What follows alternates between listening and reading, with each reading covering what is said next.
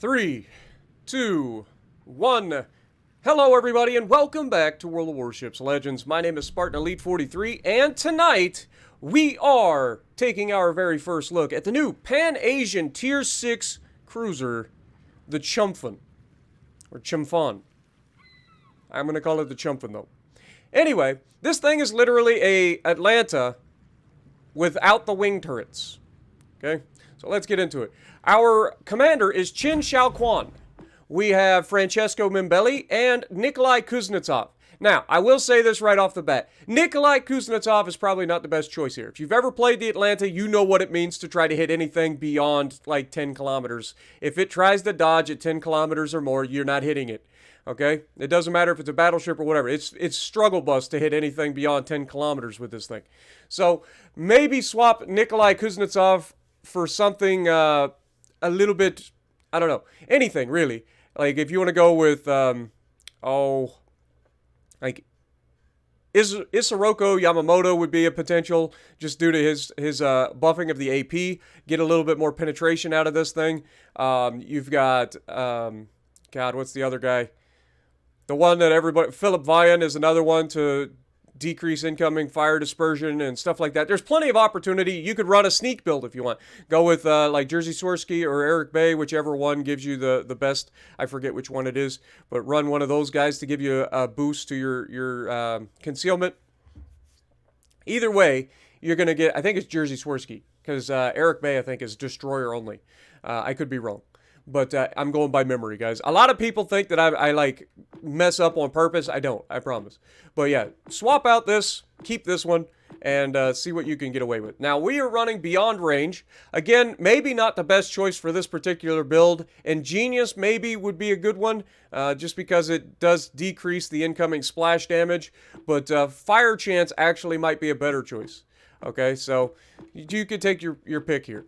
The reason I say Ingenious maybe not the best is because of the fact that while it does decrease incoming splash damage, you don't really need the extra traverse speed on these guns. These guns rotate very fast. They are the American 5-inch 38 from the Atlanta and pretty much every American ship since World War II. So, like, literally everything has, or World War I, really. Basically, the 5-inch 38s took over. But yeah, we are still running Blind Justice here for cruiser detectability and torpedo range. You're going to see some of that coming in handy in this one. We're starting to get to a point where the torpedoes are a viable problem. We also finally have the torpedo reload booster. So we are also running back in stock to buff the torpedoes, and we're running Torpedo Chaos, which gives us faster reload booster cooldown time, as well as an extra reload booster charge. So definitely recommend that, because these torpedoes are fantastic, and you're going to see some of that in this video coming up. Now, with all of that, let's look at our build. We're running Aiming Systems Mod 1, mainly because we don't need extra traverse speed, and AA firing range might not be the worst choice, but being able to land more often just seems like a better deal. Plus, these things tend to be kind of goofy at distance. So, again, trying to land as many shells on target as possible. We're also running steering gears here. You could go propulsion mod, and like I said in the past, you might want to go propulsion mod. Just assume that this thing's going to have a pretty crap rudder shift and go propulsion mod. Probably your better bet. And then we're running concealment system instead of the rudder shift here. So you could buff the rudder shift again, go with like a full-on agile hipper build, but personally getting that detectability down even further and increasing the incoming fire dispersion comes in real handy. If you put this plus the perks that you have in the commander and run like Philip Vian, like you would have like a minus 15% chance to be hit. Like, that's pretty insane. So that might be your best bet. We are fully upgraded though, as you can see. Let's look at our consumables. We got smoke. We got defensive AA, and we have torpedo reload booster. We get 2 of those charges because of that extra perk that we run. Now, I really wish that the defensive AA could be swapped out for something like sonar or radar, because this thing suffers against destroyers, and you're going to see that in this video. That's why I chose this particular video for you guys. It's a great video, but it also showcases the strengths and the weaknesses of the ship really, really well. So hopefully you guys enjoy it. Now, we are running the Epic Booster here for a little bit of extra range, but mostly for the movement speed and the cooldown time buff. And then we're running just a regular Hunter camo to give us a little bit of a buff to our our concealment as well as incoming fire dispersion again. Now you could get that higher if you like went with this one. This gives you a minus 4.5% both ways. So maybe a better choice for this. But anyway, hit points 26,400. Artillery main battery is 125 millimeter 38 caliber Mark 29s. This is the American 5-inch 38. You guys know I've talked about this a gajillion times. It's a dual-purpose main gun or a secondary gun. It's very good. 16.8 kilometer firing range. That's the problem with these at the higher tiers is if this is what we get for the rest of the run, the 127s reaching out beyond anything like 13 kilometers or more is just abysmal. Trying to hit them is impossible. Reload time, 5.8 seconds. Those fantastic. 180-degree turn time, just 7.2 seconds. Again, they're always where you need them, basically. HE shell maximum damage, 1,800 with a 5% chance to set fire. Remember, like, this is... We have a less chance to set fire with these HE shells than we did with our secondaries 2 tiers ago. And they were 102 millimeters. So explain that one to me someday. AP shell maximum damage is 2,100. Torpedoes. You get 533 millimeter Mark 14 torpedoes. You get 2 quad launchers, one on either side of the ship. They reload in just 80.8 seconds. The maximum damage is 17,633. The torpedo detectability by sea is 0.7 kilometers. So very, very sneaky. You're going to see some of that playing up in this battle as well. Torpedo range, 11.3 kilometers, means you can reach out and touch people, though they are slow at 60 knots. AA defense, you got the 40 millimeter Bofors Mark 1. You get 16 of those doing 90 damage per second, reaching out to 3.5 kilometers. And then you have the 127 millimeter 38, so the 5-inch 38 Mark 29 dual-purpose main guns. You get 12 of those doing 100 damage per second, reaching out to 5 kilometers. Maneuverability, maximum speed 33.5 knots with this build, with a turning circle of 610 meters, which is not the greatest, and a rudder shift of 5.8, also not the greatest, but not the worst. Concealment, 9.4 kilometer detectability by sea, 6.1 by air, 2 is always guaranteed, 5.5 kilometer smoke firing penalty. That feels a little bit higher than it should be just due to the fact that these are only 5-inch guns. We had the exact same detectability while firing in smoke with a 6-inch gun. You would think a smaller gun, a little bit better ability to not be spotted. When you consider that, like, destroyers, like, say, you know, Fletcher or Gearing or any of those, have like a 2.5 kilometer smoke firing penalty, and they run 5-inch guns for the most part, you would think that this would have a similar sort of detectability. Though it does have a lot more of the gun, so maybe that plays into it. Now, this is the thing that everybody's been yelling at me in the comments. If you didn't realize, the last video and the previous video were all recorded on the same day. This one is the new day, so we've screwed up. And I am full on to admit it. This thing only has 13 millimeters of bow armor. I think I've been saying that it has 20 millimeters because I was looking at this like a doofus, so this would be 30 mil. You can see it's just the bottom, the keel of the ship. So 13 millimeters of bow plating. What does this mean for you? Well, this means that you get pretty much overmatched by everything, basically. Literally everything. If you take 13 times 14.3, let me pull up the calculator.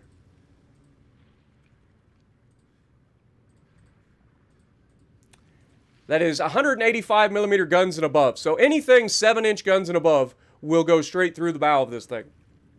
So any heavy cruisers overmatched, but again, this is an Atlanta. It's to be expected. We knew that 8-inch guns overmatched the bow of an Atlanta. It does have a little bit of side armor, but don't count on it to do anything, okay? All right, now for the Citadel. This has a more standard Citadel, but again, it does not extend all the way to the front or rearmost guns. So there's that. It is a raised Citadel, however, which I think is different from the Atlanta. I think the Atlanta actually has a lowered Citadel, but this is a raised Citadel, but it's not very long. It's only from like the front of the superstructure to the rear of the superstructure. So keep that in mind. Aim for the center of the ship, waterline, you're going to have a good time. Okay? Now, overview. Repeater, equipped or can be equipped with torpedo reload booster. Deep water torpedoes, we've already talked about. Deep water torpedoes cannot damage destroyers, but everything else is open for grabs, or up for grabs. Modest guns. The ship is armed with low caliber main battery guns. Chumphon, a light American-built Atlanta-class cruiser designed for use in joint operations with destroyers. Compared with the initial project, she had enhanced short-range AA armament at the cost of a reduced number of main battery turrets. She entered service in 1941. There were 8 of them in the series. So let's take a look at this thing. I like this camo. That's why I chose this camo. I like this camo on this particular ship. I think it's pretty clean. It's the Hunter camo. But overall, I like this ship, but boy is it rough at these tiers. Like, you've got to get some support from your teammates. If you don't, you're going to have a bad time. Now, I'm going to do something a little bit different for you guys. I'm going to showcase 2 games for this particular ship to showcase the goods and the bads all at the same time. But I do have a pretty solid game in both, you know, for what it is. But with all of that being said, let's get to our commander. Or, let's get to the gameplay. I'm a doof. Alright, so like I said, I've got 2 games for you guys. I cut out the like, slow part of this first one. I didn't do crap for, like, the first half of this match. I was struggling to hit things at any sort of range. The enemy didn't play anything like they normally do on this map, and we just did not have any support from the team. So, we've moved forward. We grabbed this Charlie cap. I know the destroyer managed to cap it right before we got here. But we're moving forward, and the one downside to these ships that I'm noticing is the lack of utility. They just don't have any utility for hunting destroyers. You gotta hope that the destroyers are stupid. Like, that's your goal.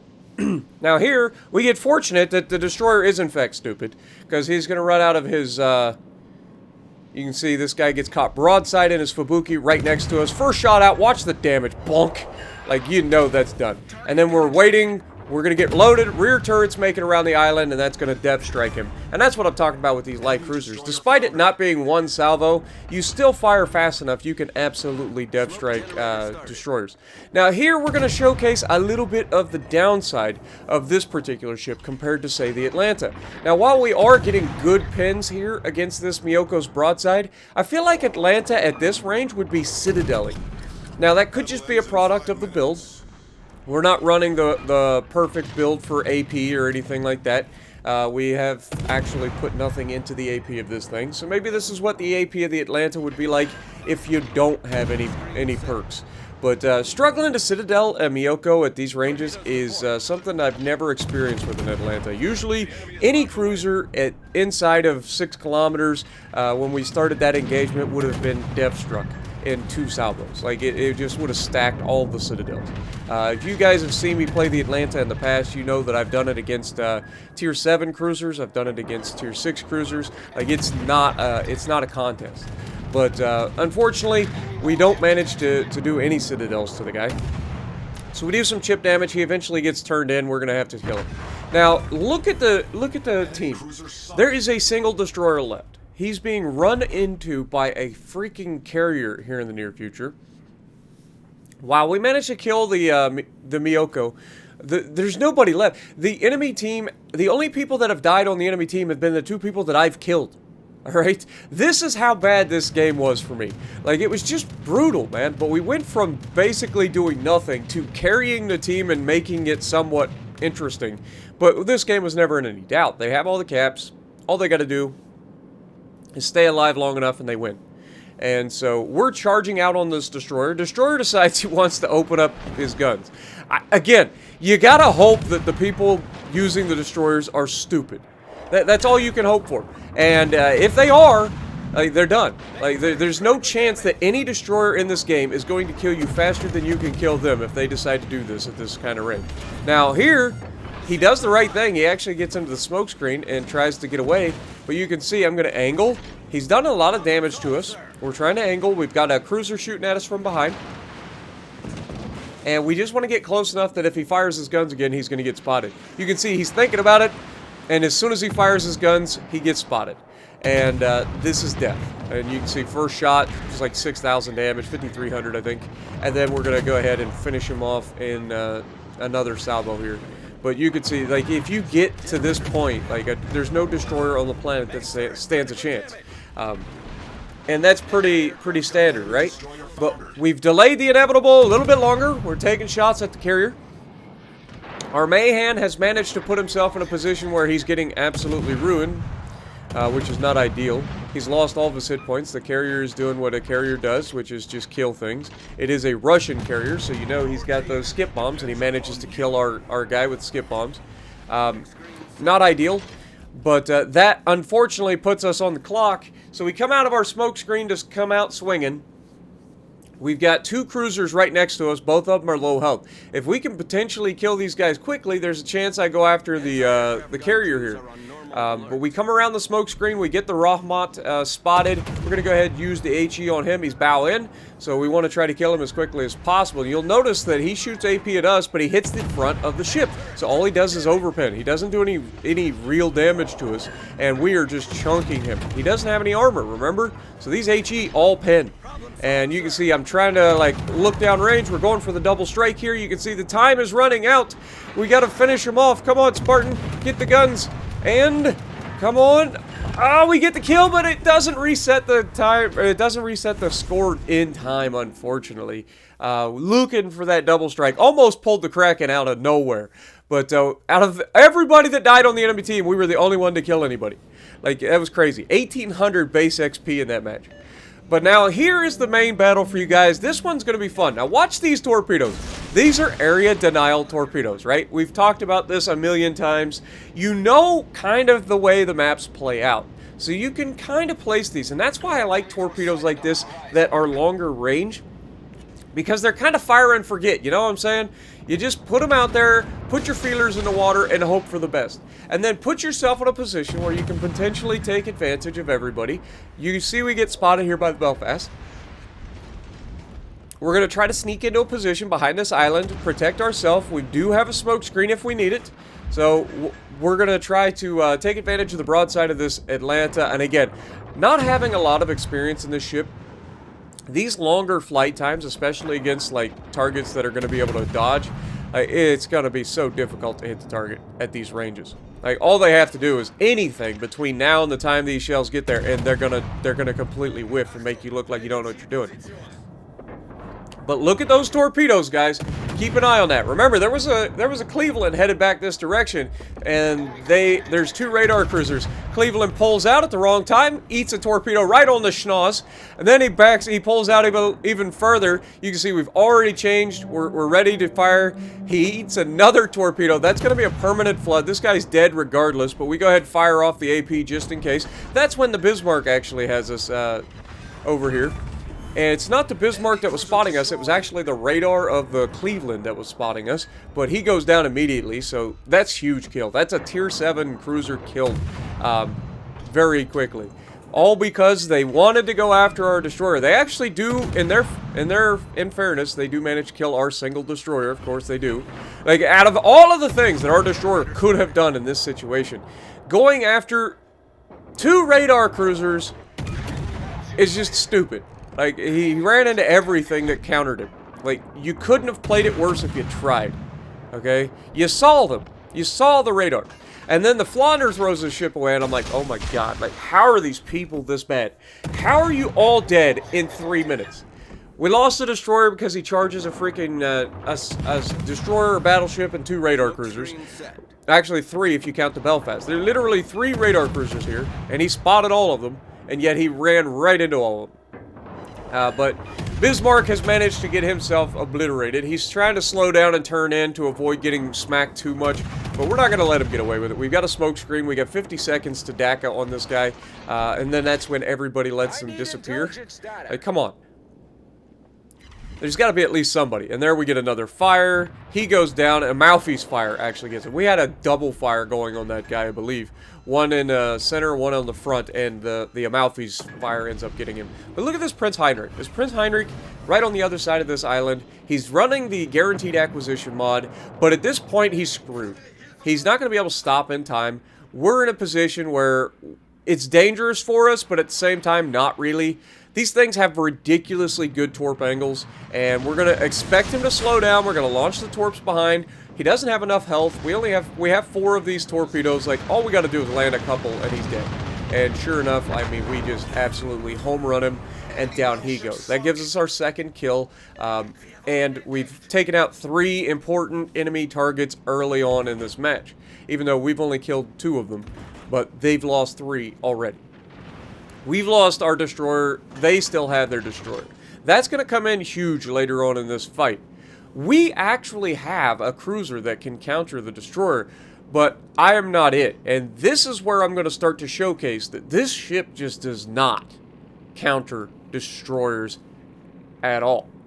Like, you need an escort to counter destroyers. You cannot counter destroyers in these ships unless the destroyer is a complete idiot.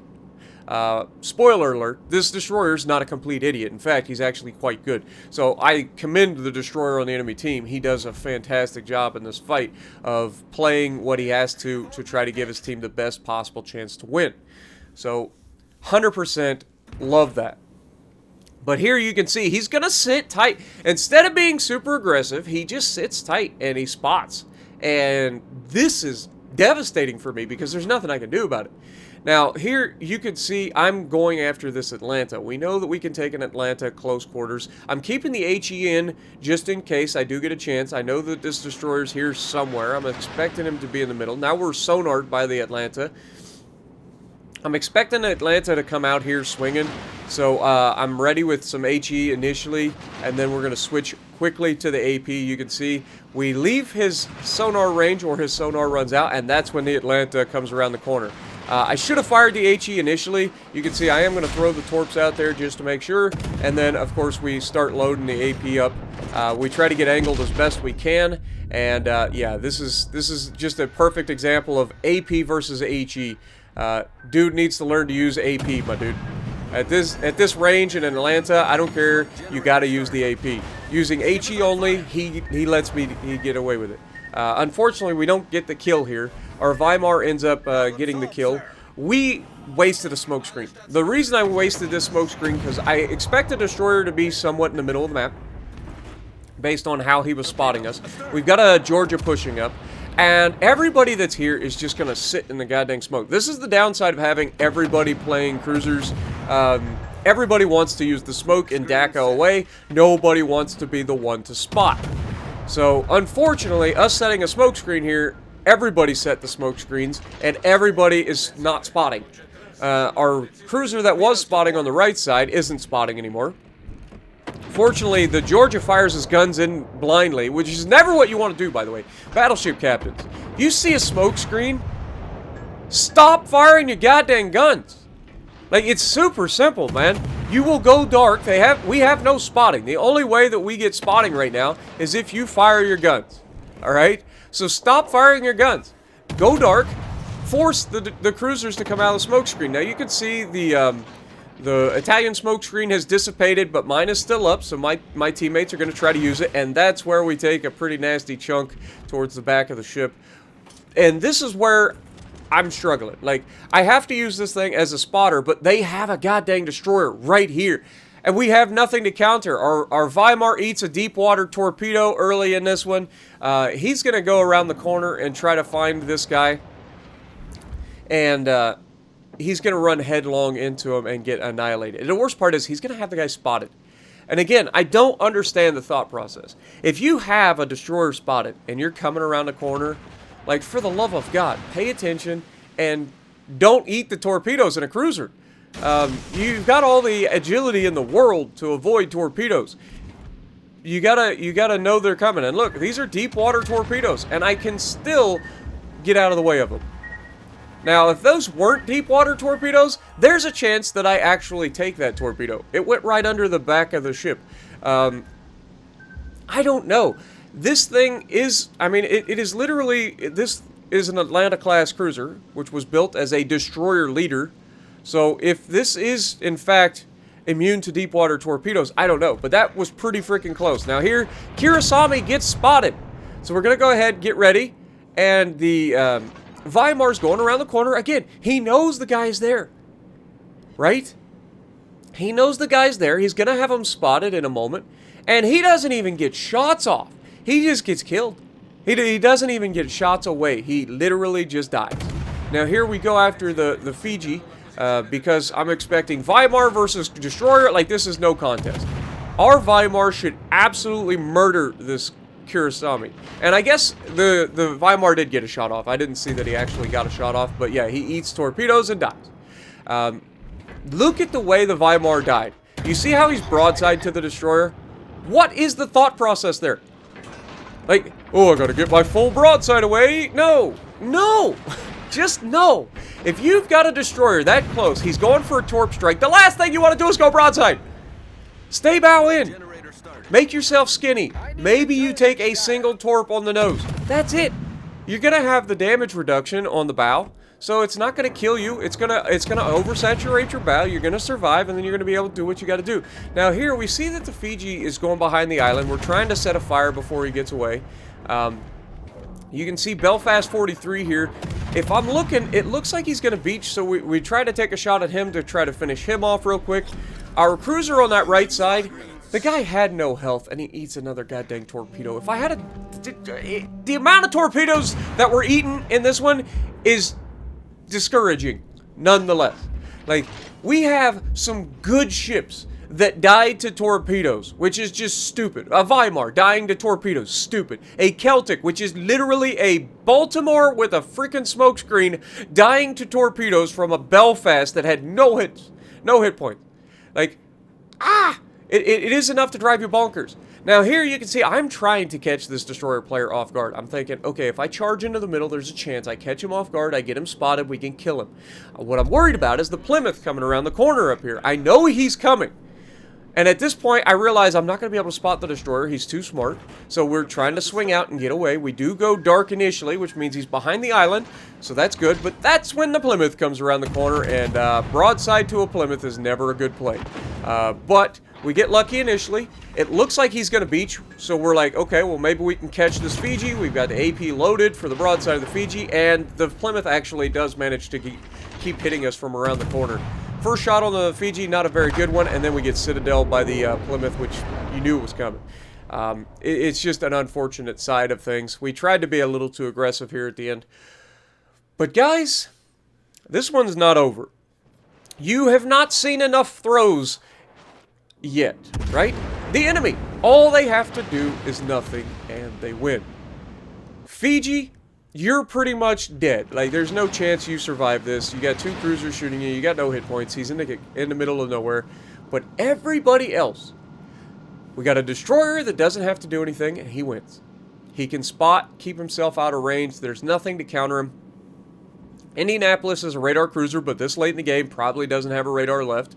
Unless, of course, he hasn't had to fight a destroyer, so there is a chance he does have a radar left. So, you never know. But Indy here, I mean, you don't know what he's going to do here. I honestly don't know what he's doing, other than just trying to survive at this point. He's not putting himself in a position to win this match. He's actually going to do the opposite. He's going to run away. In this situation for our team, we have to be the one to try to kill them, right? And the Indianapolis, you would think, knows the destroyer should be in the middle, but here's the thought process. I think he's just going to the last known of the destroyer. I think that's his play.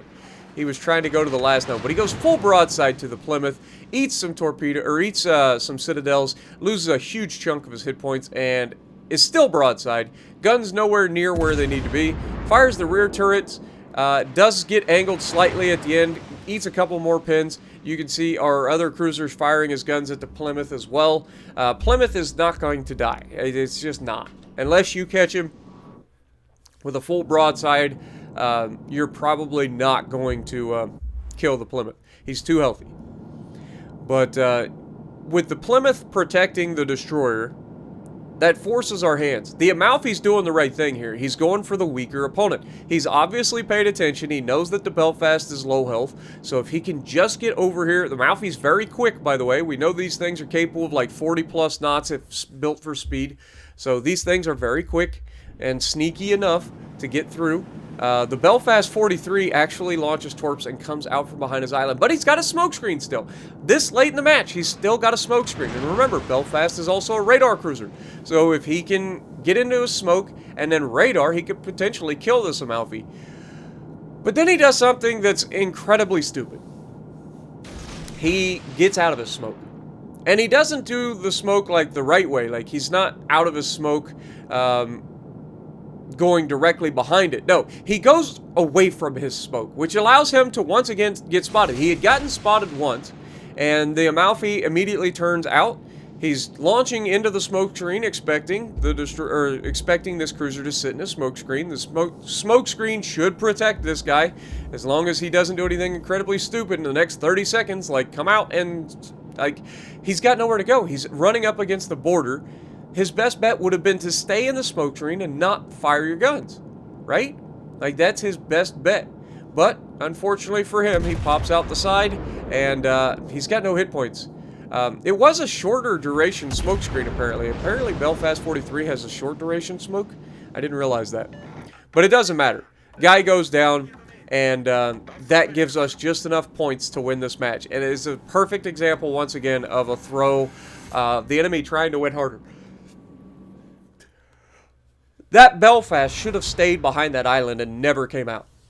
He does that, they win the match. But because he comes out with no hit points, he dies. And we end up with 2,388 base XP. Weimar ends up second on the team. He did well up until he ate those torpedoes. Like, come on, man. You should not be eating torpedoes. If you're in a smoke screen, you should be running your sonar, okay? So you know the torpedoes are coming. And then on top of that, if you're charging a freaking destroyer, don't go broadside, guys. But hopefully you guys enjoyed this. It was a fun time in this ship. I actually didn't hate this as much as a lot of people seem to. I enjoyed it quite a bit.